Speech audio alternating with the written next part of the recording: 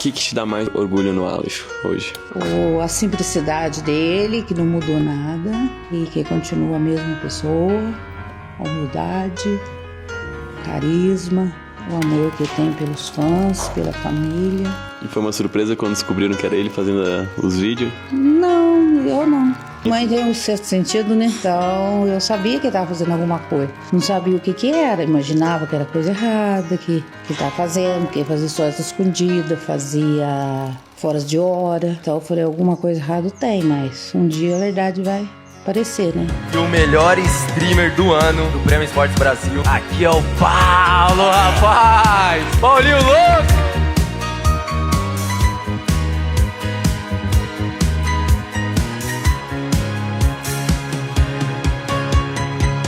Obrigado, valeu galera!